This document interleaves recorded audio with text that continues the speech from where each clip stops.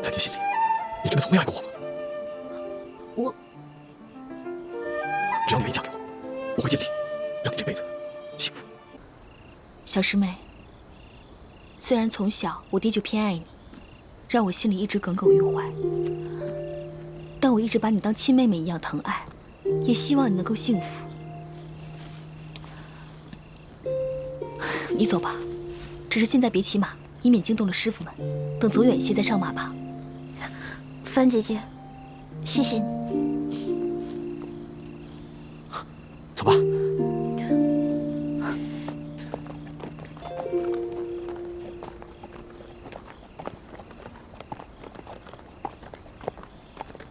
小师妹，我们只能送你到这儿了。你快走吧，万一被大师傅、大师兄发现了，那我们就惨了。好。你们早就被发现了。朱哥哥，叶师弟，你对易欢可真是上心了，居然帮他逃婚。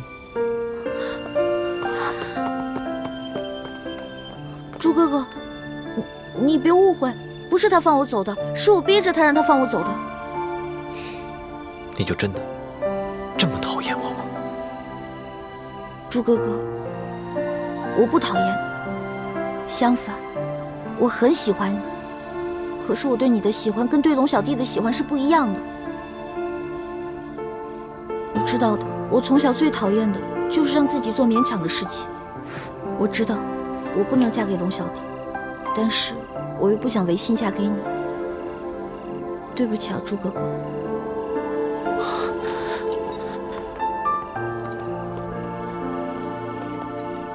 大师兄，我不是想和你抢易欢，因为我知道，其实，在易欢的心里，我的地位跟你比差远了。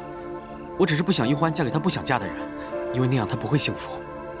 朱哥哥，你现在既然已经知道我要逃跑了，我跟你回去，你能不能别怪罪叶哥哥？真的，我说到做到。我答应你回去以后，我再也不逃跑了。但你千万别告诉我爹还有师傅们，不然的话，叶哥哥肯定会被重重责罚的。不，我不能答应你。为什么呀？你知道我为什么在这等你吗？暗中监视我，防止我逃跑。原来朱哥哥在你心里就是这样一个不顾及你的感受，只知道禁锢你、逼迫你的人。你的意思是，你要放我走？是，我本想悄悄放你走，但没想到被叶师弟抢先一步。大师兄，你真的肯放易欢走啊？你明明可以和他成亲的。你喜欢易欢，希望她幸福，而我比你更爱她，难道我就不希望让她幸福，不能成全她吗？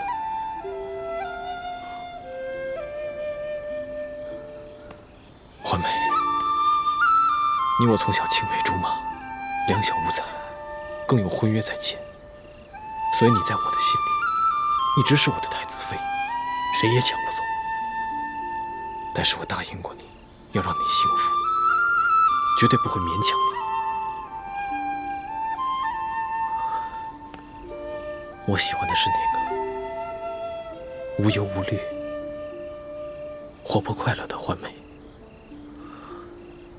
我不想看到你整日愁眉不展，心情抑郁。朱哥哥，我只想最后再问你一句，我跟你10多年青梅竹马，真的比不过你跟康熙相处大半年的时光吗？在你心里，你真的从未爱过我吗？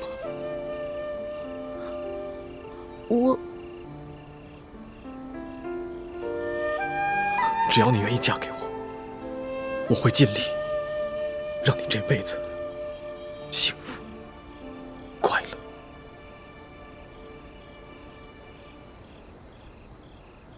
朱哥哥，其实你在我心里的分量是很重的，你是我非常重要的一个人，但是我对你的感情是兄妹之情，无法变成男女之爱。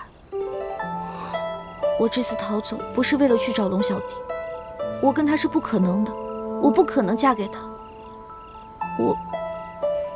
我只是觉得成亲是这人生当中最重要的一件事情。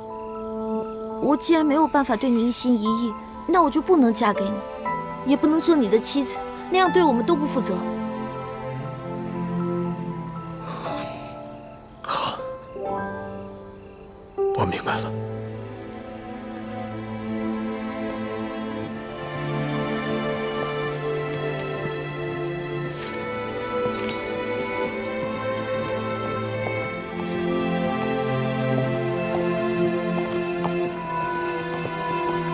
我给你准备了一匹马，还有一包你最爱吃的零食，包里面还有一些银两。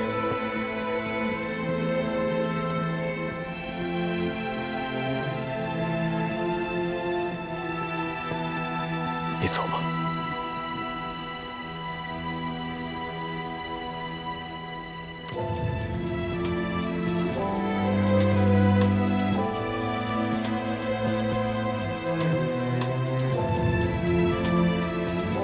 朱哥哥，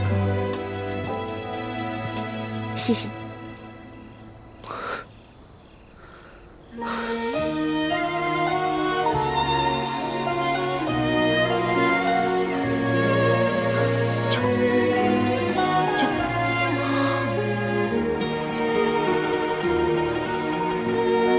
朱哥哥，樊姐姐，叶哥哥，保重，小师妹，你也多保重。有什么问题，随时就回来找我们吧。驾！驾！驾！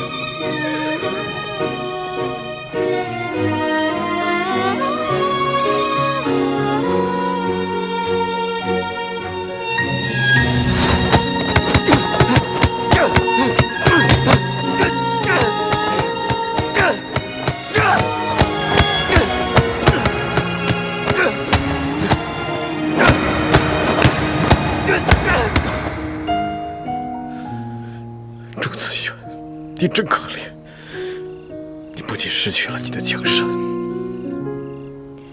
连你心爱的女人都保不住，你就是一个懦夫！懦夫！啊！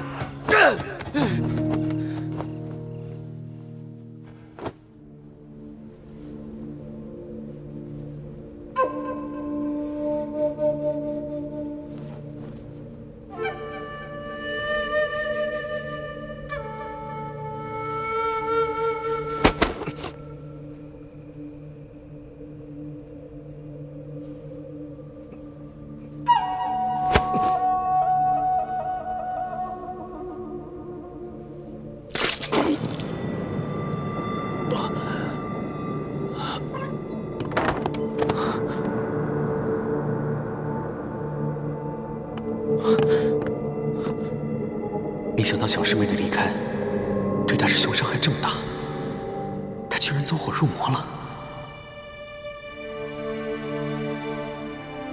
如果我不救他，他不死也要落下一个残疾。不救还是不救？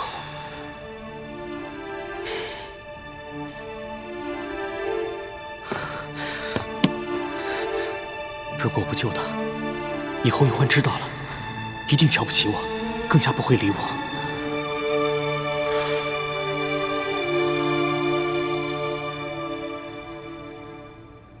大师兄放走了易欢，我心里怎么还隐隐高兴呢？倾城，你醒醒吧！就算如此，你以为大师兄就会忘了小师妹，把一番情谊转移到你身上吗？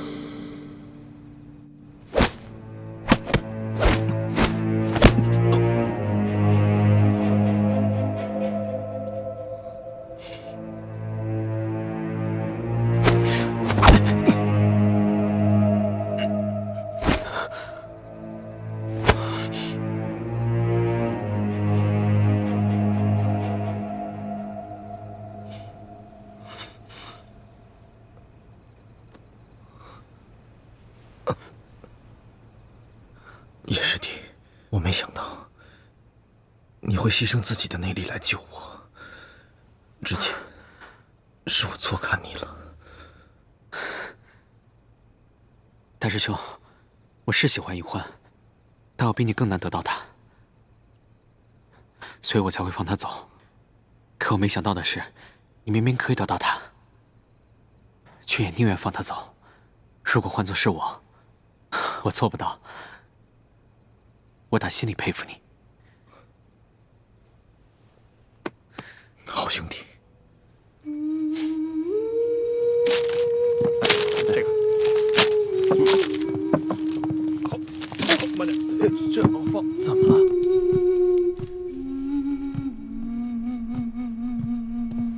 太子，义父，诸位师傅，我跟欢妹的婚事取消了。什么？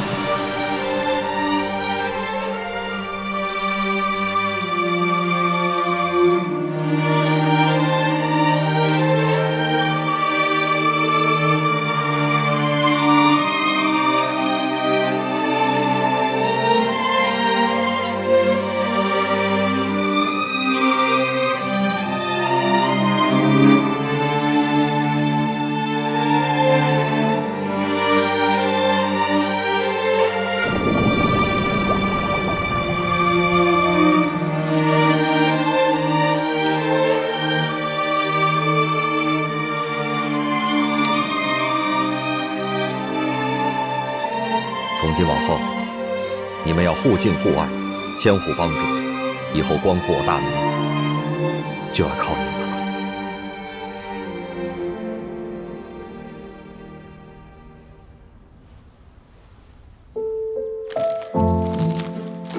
这个给你，我们和好吧？猪哥哥你也吃啊？你吃吧，我不喜欢吃。给，来，一会妹妹。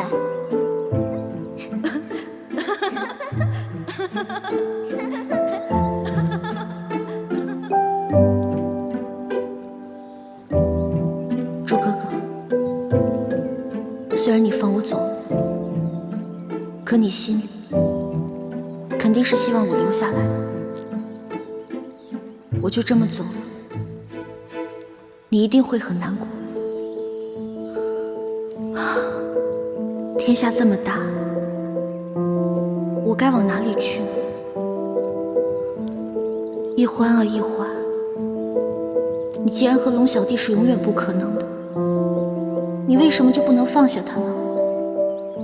一心一意地对待你的猪哥哥。不，我做不到。你没有试过，你怎么知道你做不到呢？也许你可以慢慢忘了你的龙小弟，慢慢爱上你的猪哥哥。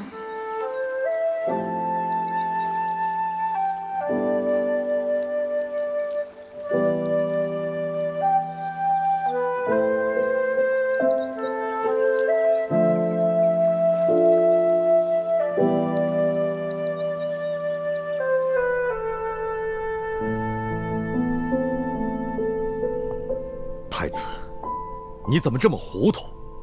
欢儿任性，难道你也不明事理吗？我这就去追他，我就不相信，我拼着性命不要，却换不来他的回心转意。义父，你不要去追易欢了，他夜里就走了，你追不上的。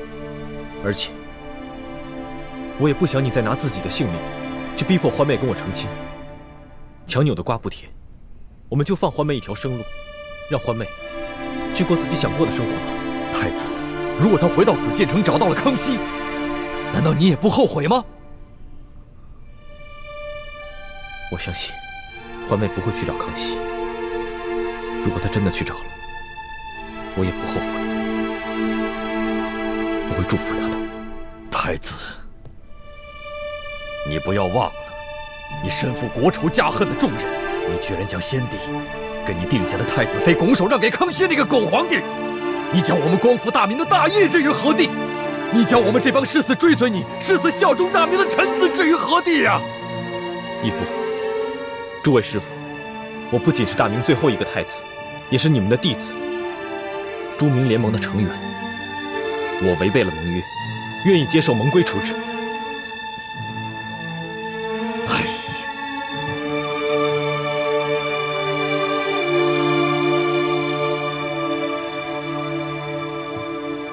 你可知你犯了哪条盟约？该当受何处置？弟子知道。不遵师命，鞭责20；私放联盟成员脱离联盟，鞭责40。弟子2罪并罚，鞭责60。请义父遵守盟规，立即执行吧。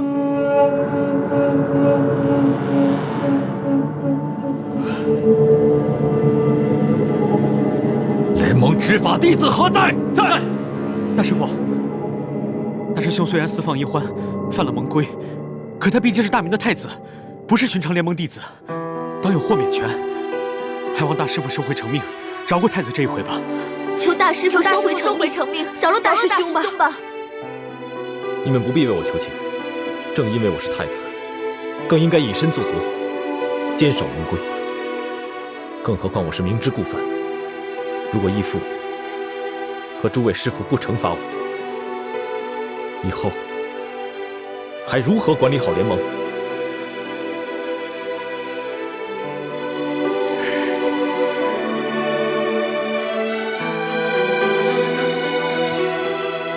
那就请联盟执法弟子执行责罚吧。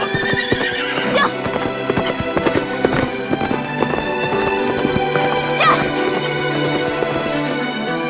！9、10、11、12、13、14、15、16、17、18、19、晋王，你看是不是略施责罚就可以了，不用鞭责60这么多。24、25、26。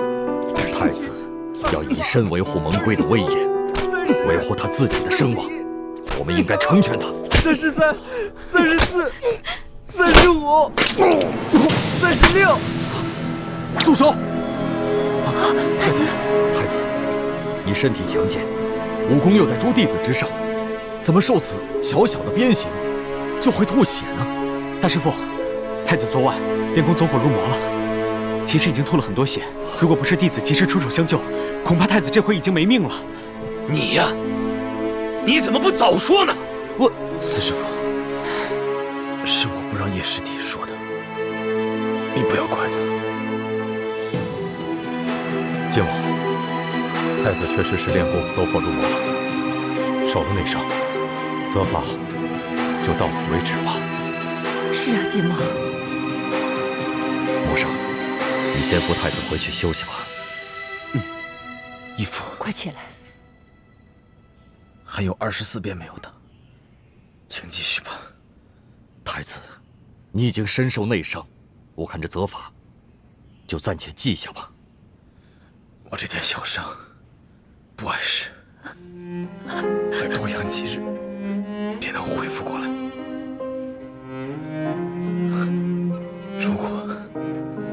如果因此减免了对我的刑罚，以后还何以复仇？还何以与大家一起光复大明？我撑得住，请继续吧。只有这样，我的心里才能好受一点。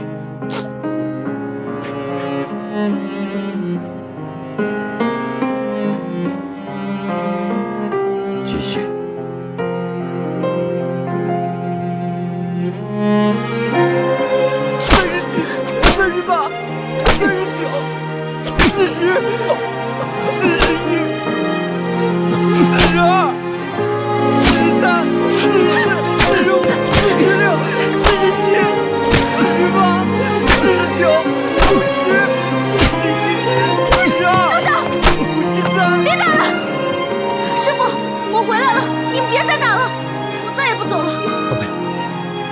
你怎么回来了？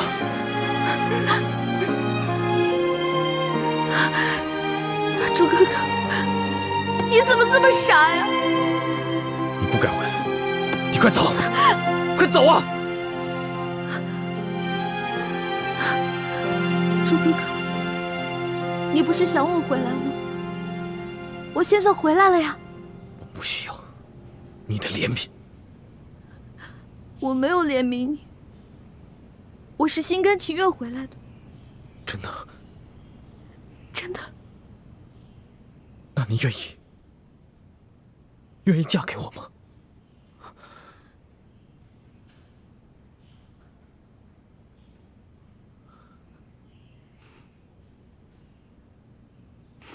那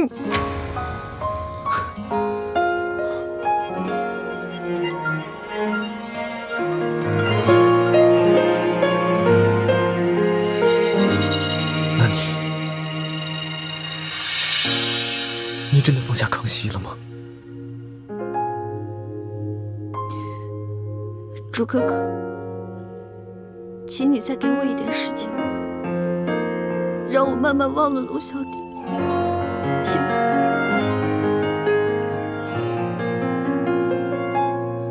好，我不勉强了。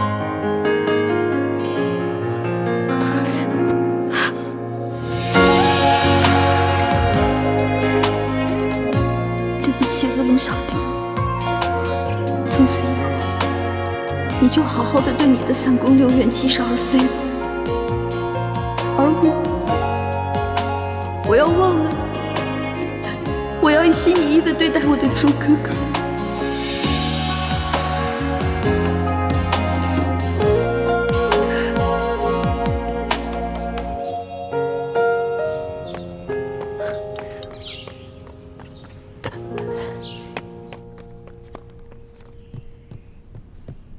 皇上，黑狐的飞鸽传书。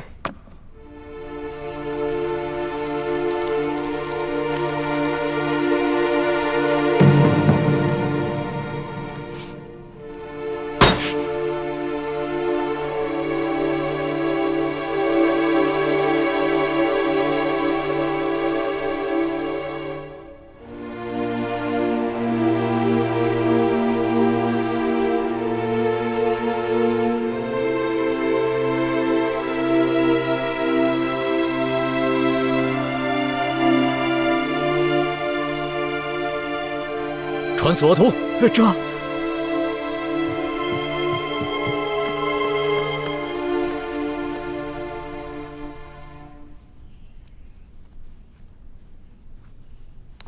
太子，你练功走火入魔，受了内伤，现在又受了不轻的外伤，在你伤好之前，最好不要动用真气跟他人交手，不然你这个伤势会缠绵不愈啊。徒儿明白。靖王，皇儿已经回来了，那他跟太子的婚事还照常举行吗？今天本就是定好的大喜日子，太子虽然受了伤，但是却行动无碍。我看婚礼还是继续举行吧，以免夜长梦多。太子，你觉得怎么样？欢妹，你不会改变主意了吧？我没有，我只是担心你的身体。我的身体不碍事，既然你能回来，就是最好的灵药。好，那就这么说定了，今天就给太子和奕欢完婚。好，可是这吉时已过了呀。哎，不要紧的，择时不如撞时。既然奕欢他能够迷途知返，及时赶回来，这就是最大的吉事。至于吉时嘛，自然就是顺其自然。咱们大家都赶快动手，把大厅重新布置一下。好吧，只怕最快也要等到晚上才能举行婚礼了。晚上就晚上吧，给他们拜堂之后，刚好就让他们进洞房。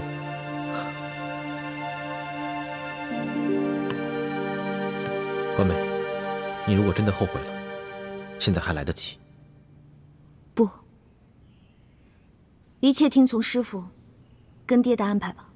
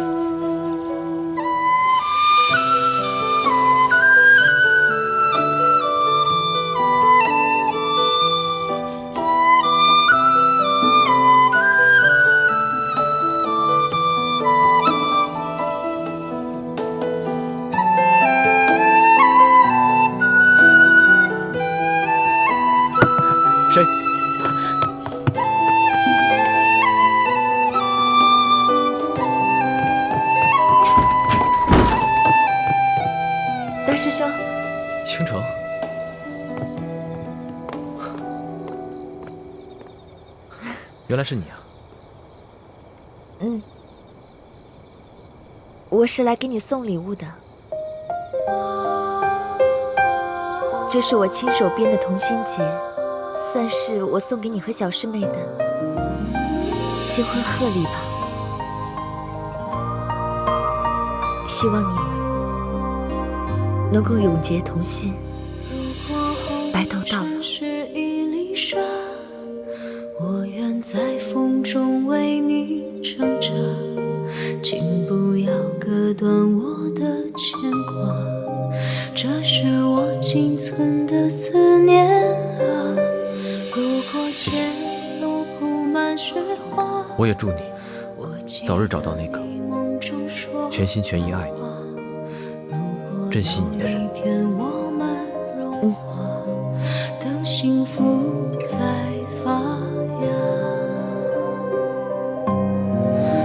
当大雪倾城淹没来时的路，当甜蜜还来不及淹没痛苦，你选择躲在我的回忆里祝福，我却只能眼看着眼前起了雾。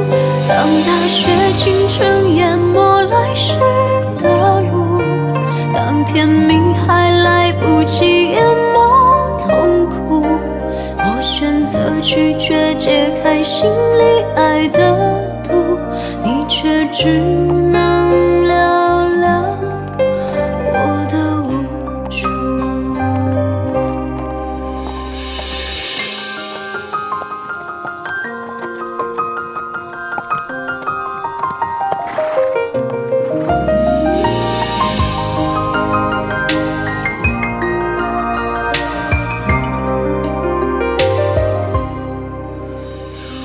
大师兄，请原谅我的不辞而别，我没有勇气看着你与小师妹成亲。我祝你们幸福。等幸福在发芽。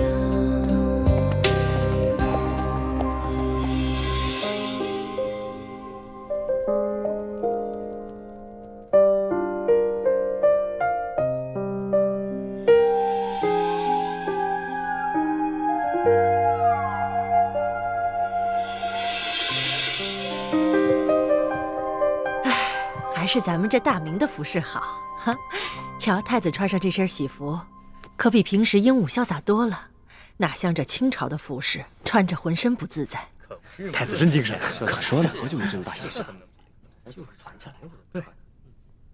太子，你的伤不碍事吧？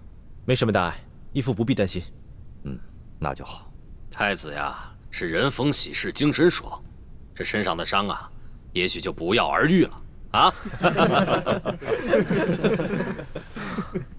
太子，你叫错了，你马上就要跟奕欢成亲了，你还在叫晋王义父，应该叫爹。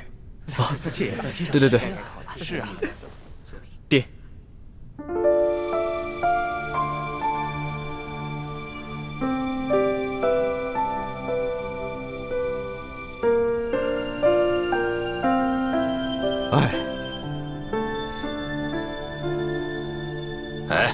欢儿怎么没来呢？啊！哎呀，这女孩子嘛，总是要化一化妆，打扮得漂漂亮亮的才肯出门。倩影正在给她梳洗打扮呢。这样吧，我去催催她，就说咱们的新郎官等急了。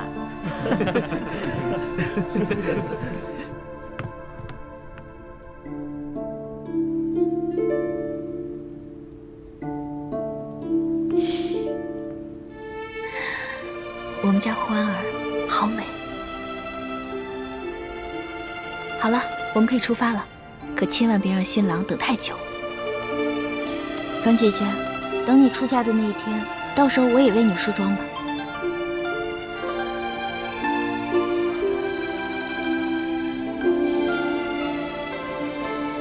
我这辈子怕是会和雪姐姐一样，都不会再嫁人了。我和雪姐姐心中的那个人，怕是都是不可能了。可我们既然不能跟心中认定的那个人在一起，怕是这辈子都不会再嫁给别人。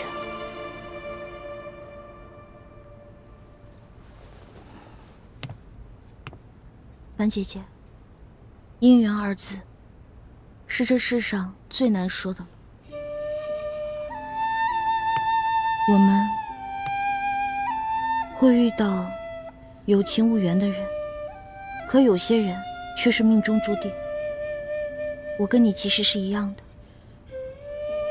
在我心里的那个人，我跟他注定是不可能了，所以我们是有情无缘。可我跟朱哥哥呢，就是命中注定。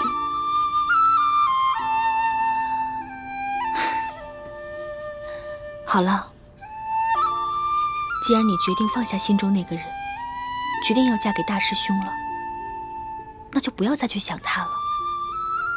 不然的话，不仅会伤了大师兄，还会伤了大家的心，更会伤了你自己的心。准备好了吗？哎呀，欢儿，你这身打扮可真漂亮。倩影，你要准备好了，就快把新娘子带过去，赶紧拜堂成亲，新郎都等急了。哎呀，知道了，娘，我们马上就好。快点啊，快点，欢儿。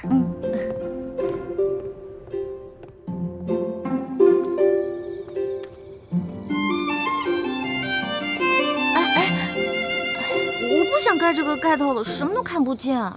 哪有新娘子不盖盖头的呀？乖。等一下，这是谁放的孔明灯啊？哎呀，好了，别看了，小师妹，大伙都等着呢。哎，我怎么没看见雪姐姐啊？你能不能帮我去找一下她，劝劝她吧？毕竟我出嫁，她也该陪陪我啊。好，那我去叫她，也劝劝她，把以前发生的事情都放下。那你可在这乖乖等我啊。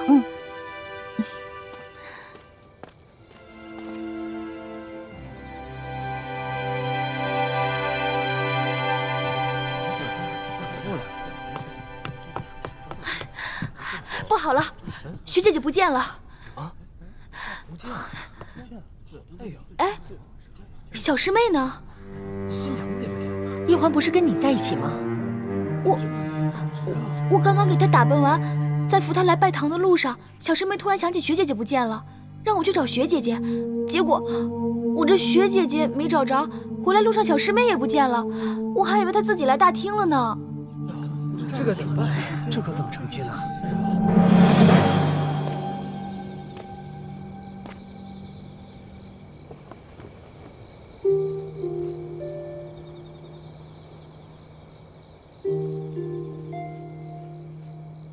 大师兄，刚刚小师妹就是在这儿等我的，怎么一眨眼就不见了？学姐姐也不见了，他们该不会是被人给掳走了吧？不可能，以倾城的武功跟易欢的轻功，没有人可以不动声息地把他们给掳走。大家都四处找遍了，也没有找到雪倾城和易欢，真是奇怪，他们能去哪儿了呢？倾城这孩子有些心事，咱们是看着他长大的，心里自然都明白。他大概是没有勇气看到太子和易欢成亲，所以便不辞而别了。可是欢儿又去哪儿了呢？他不会又逃婚了吧？可是这次是他自己回来的，他还说已经想明白了，忘记康熙一心一意对太子。我觉得这次欢儿是下定决心要回来跟太子成亲的，只怕是临时又动摇了，又没法面对太子和我等师长，所以便不辞而别。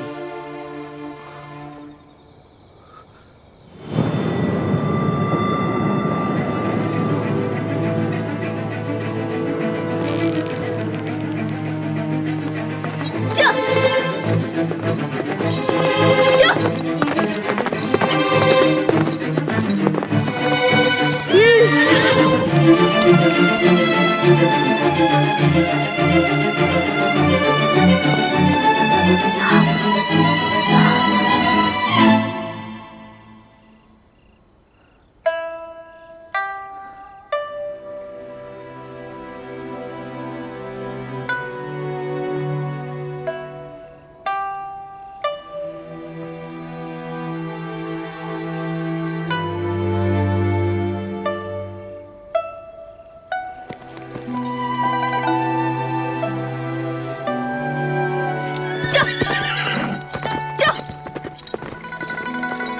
老大，你终于来了。你这穿的是明朝的新娘服吧？真美。你看到了，今天是我大喜的日子。你这么着急来见我，是想当面祝福我呢，还是想趁机把明珠谷的人一网打尽呢？都不是。小弟是毒瘾发作，想和老大赌2把。我还要回去拜堂呢，没时间跟你赌。赌的不是骰子，赌的是心。第1把，朕放一盏孔明灯，赌你能不能看见。若是你没有看见，或者是你看见了不来，那朕就输了。幸好你看见了，而且你孤身来见朕，就说明朕赢了。不，你输了。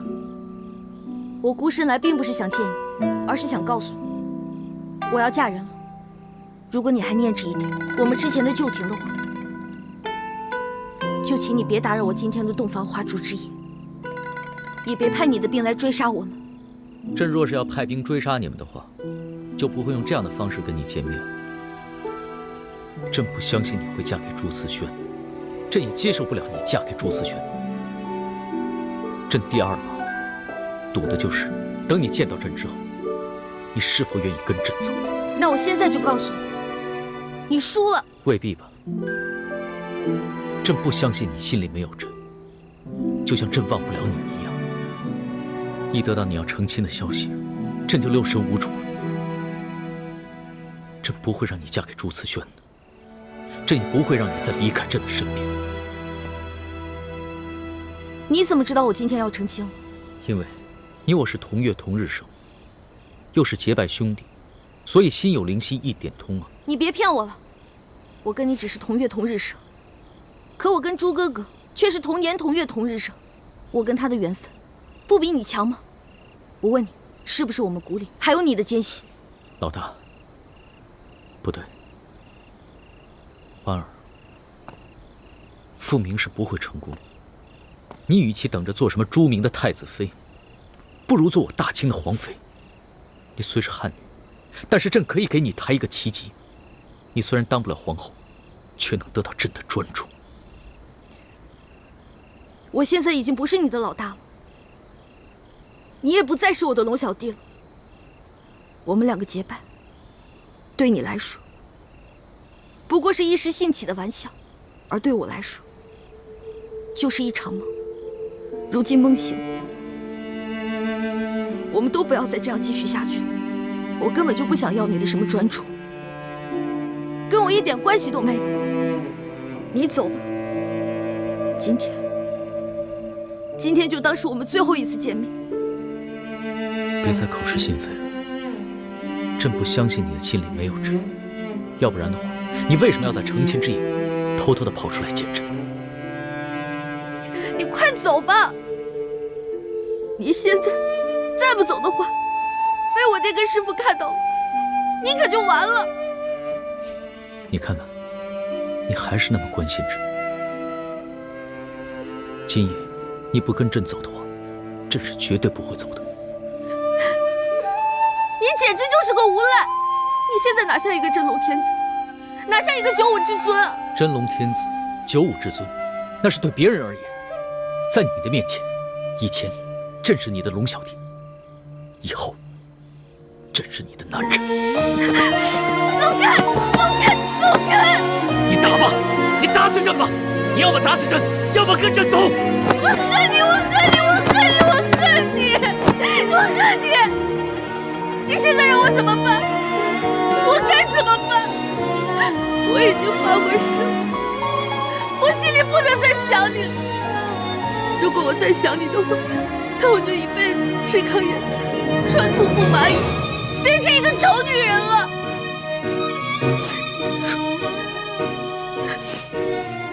既然你已经发了这么毒的誓了，那唯一的解毒办法，就只有以毒攻毒。你放开我！你放开我！放开！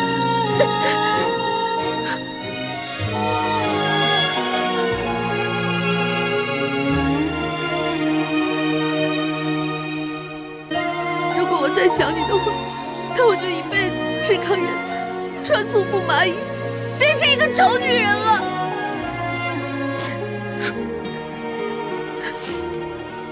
既然你已经发了这么毒的誓了，那唯一的解毒办法，就只有以毒攻毒。你放开我！你放开我！放开！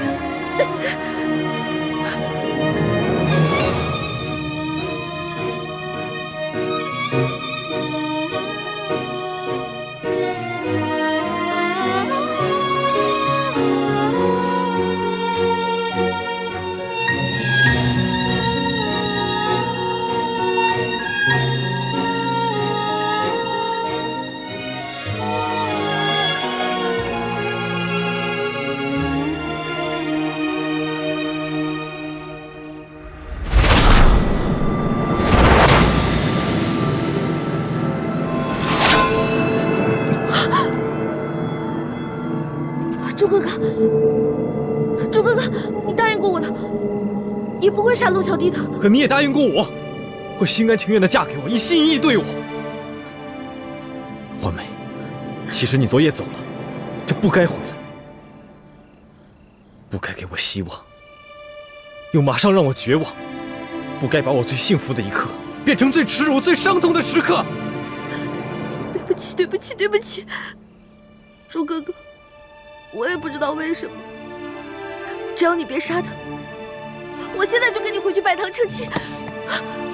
她不能回去跟你拜堂成亲，她要是嫁给你的话，那就是对这位无情，对你不忠，更是对她自己不仁。玄烨，你不要为难一个女孩子，你有种来，可否有种跟我决斗？论武功，朕远非你的对手，但你我的身份又不是江湖的寻常莽夫，怎可以武定输赢？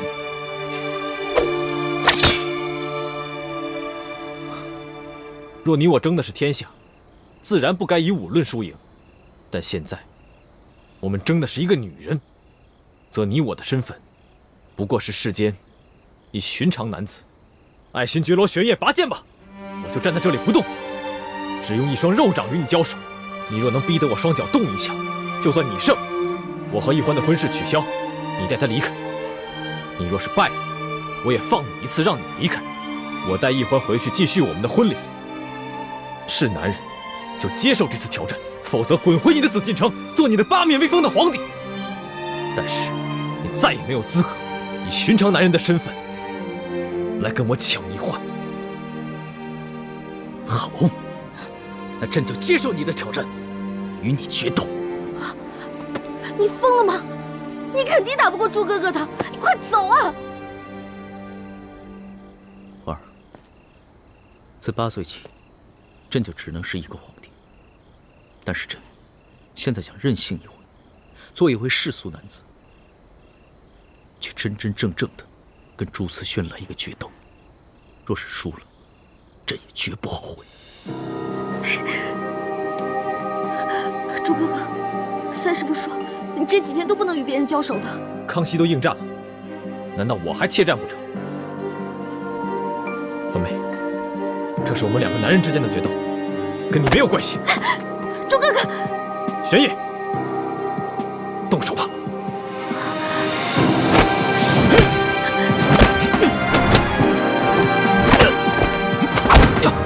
陆小弟，朱哥，陆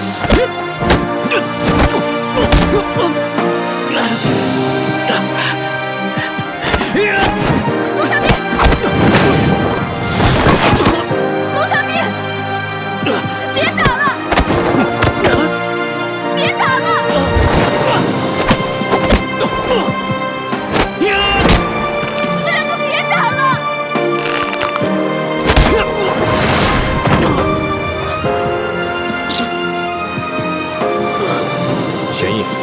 现在明白了，做皇帝，你或许比我强，但做男人，你永远比不上我。所以，你还是认输吧。绝不认输！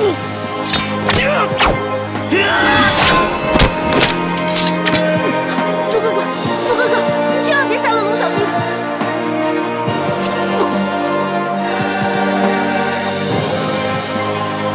猪哥哥，龙小弟，千万不要杀害我的猪哥哥！朱子轩，认输吧。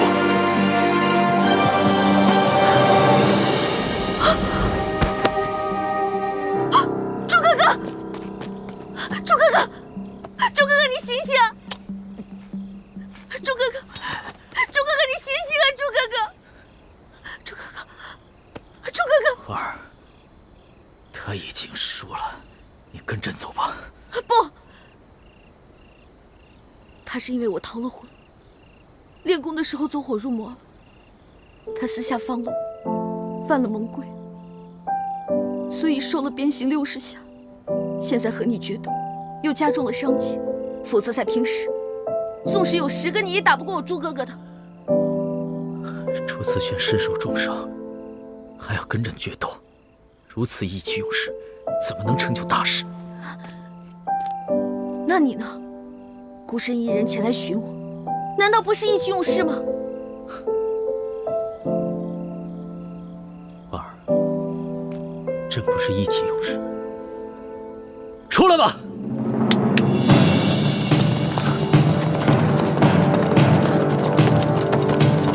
皇上。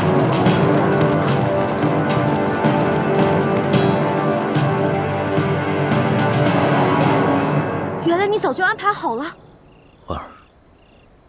朕想做你的男人，但是朕更是大清的皇帝，朕在任何时候都不能意气用事。倒是朱思轩，明明受了重伤，却还只把心思用在你我2人之上。他过来的时候，没有发现林中有埋伏。那你现在想干嘛？你想杀了我朱哥哥吗？婉儿。朕不想骗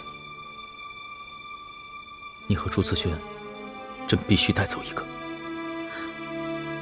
如果你今天不跟朕走的话，那朕会将朱慈轩带回去打入天牢。有太皇太后在，朕无法保他不死。但你若是跟朕回去了，那朕可以将他留下。是去是留，你自己决定吧。你这根本不是在跟我赌。你这是在逼我！这就是在逼你！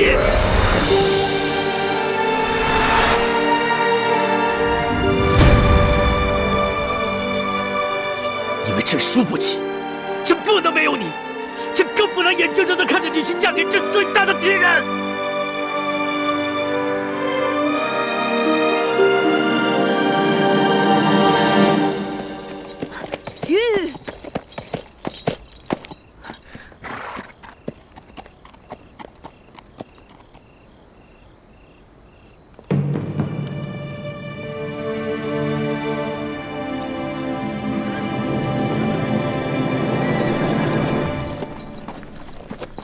易欢，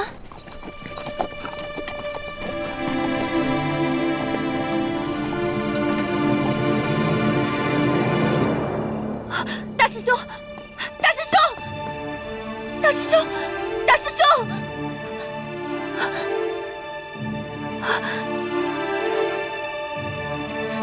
我还是先把你送回去。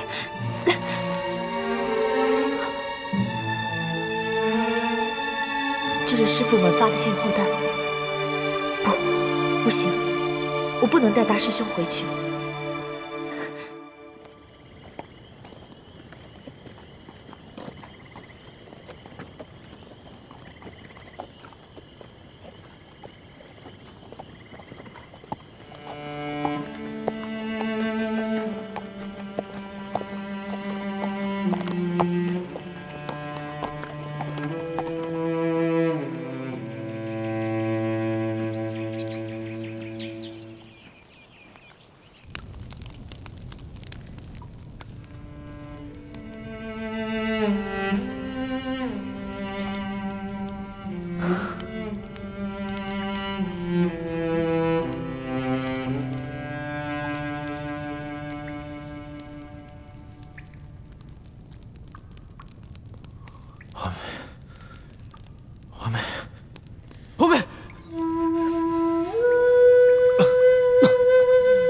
师兄，你醒了。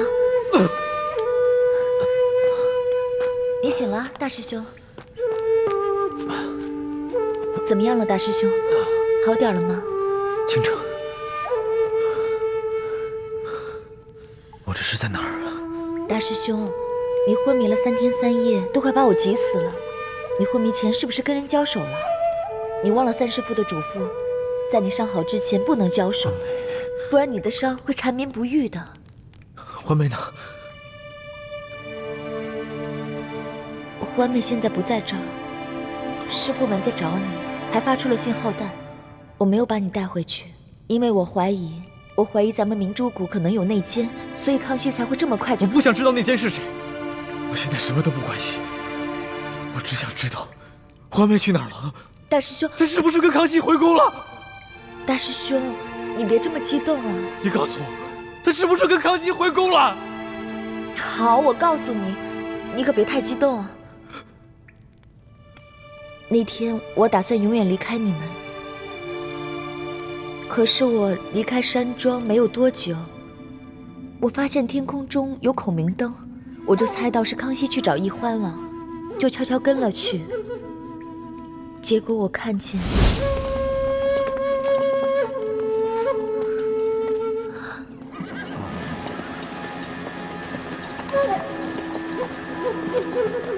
易欢。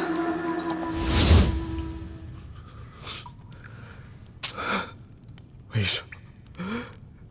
为什么？他为什么要跟康熙走？为什么要骗我？为什么要这样子羞辱我？为什么？为什么？为什么？大师兄，为什么？大师兄，为什么？哭出来了，心里就会好受。为什么？为什么？不要！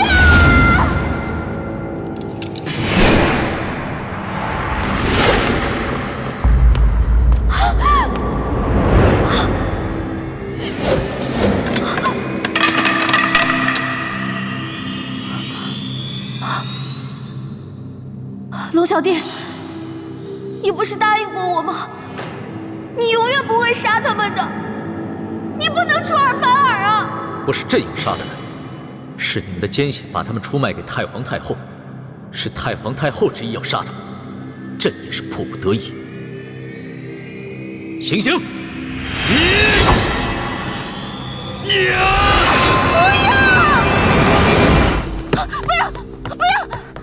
师叔姑娘，你怎么了？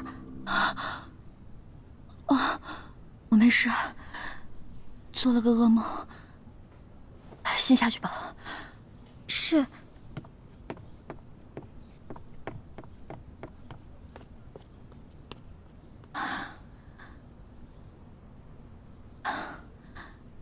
朱哥哥，你怎么样了？你现在是不是很恨我？以为我无情无义的抛下了你，跟着康熙走了呢？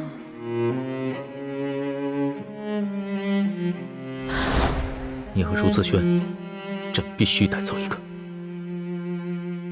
如果今天你不跟我走的话，那朕会将朱自轩带回去打入天牢。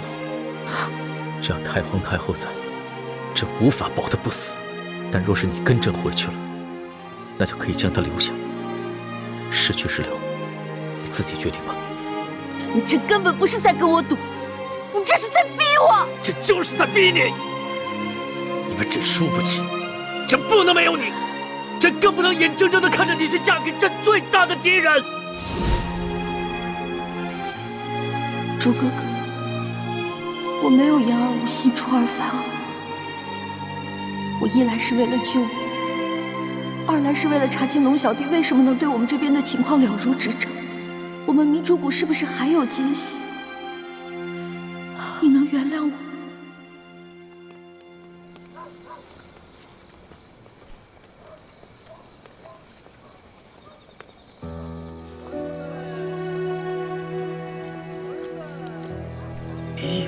什么东西？这人怎么穿这样？哎呦，这不前朝服饰吗？真是少见。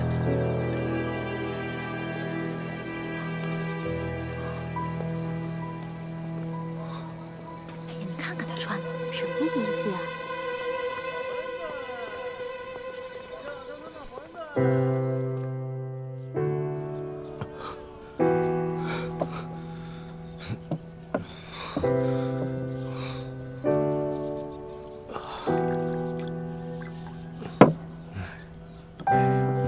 又一个喝多的，你看看。是。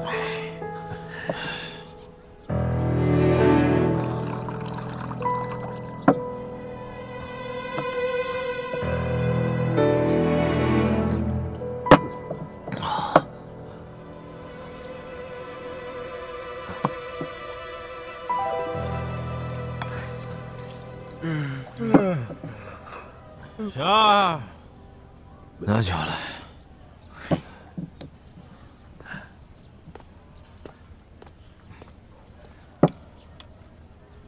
客官，你这都喝了一晚上了，还能再喝吗？你还有钱再喝吗？连你也看不起我，你以为我没钱吗？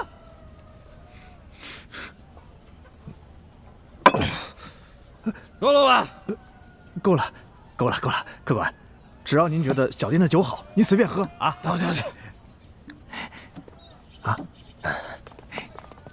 哎呦，你看这人胆儿真大呀！竟然敢穿前朝的服饰。对，你看还穿着新郎服呢。哎，咱们走。哎，来，你们说这人会不会是乱打啊？哎，要真是乱打，岂敢穿着前朝服饰公然上酒楼来招摇？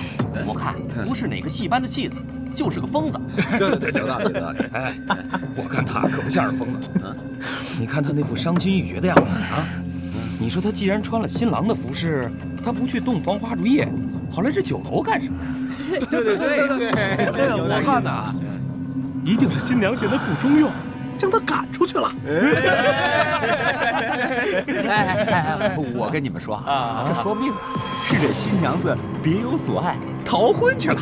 那这个男人岂不成了一个大乌龟？王八！给我滚！他说什么？给我滚！哎呦喂，敢让大爷滚，爷现在让你滚，你滚！呀！好汉不吃眼前亏，咱们撤，快撤！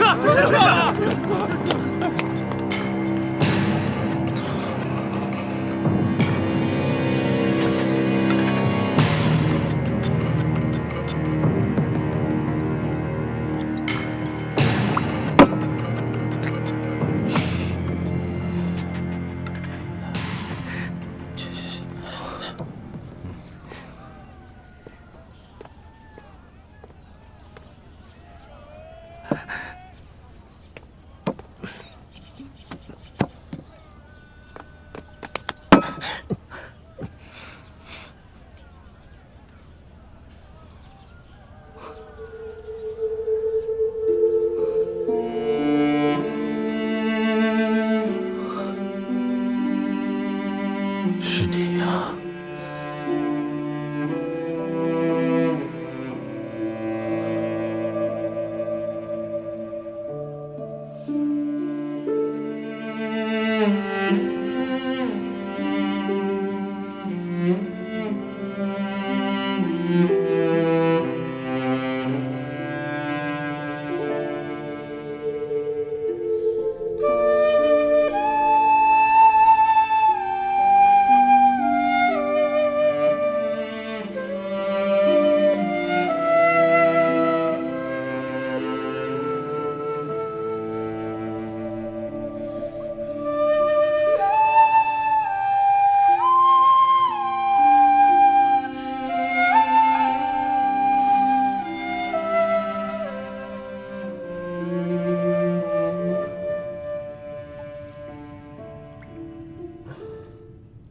酒，我要喝酒。小强，小强，我的脚呢？哎，我的脚呢？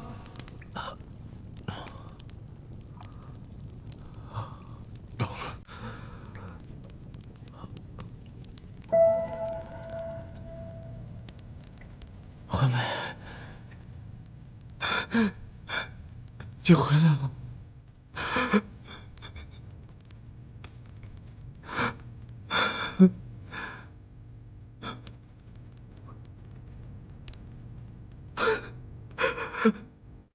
大师兄，你醒了。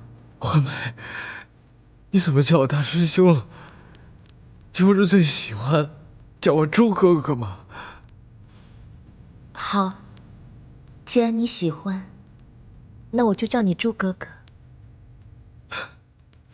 朱哥哥，我们成亲了。我们先和锦，再成礼。成亲？好。可是师傅们不在啊。成亲是我们2个人的事，师傅们在不在，不要紧的。好，我们成亲，我们成亲。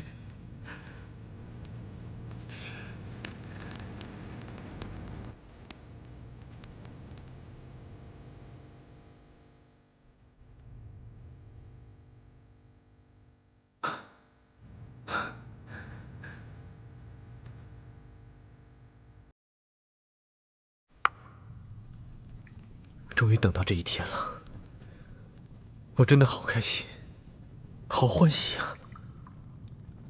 朱哥哥，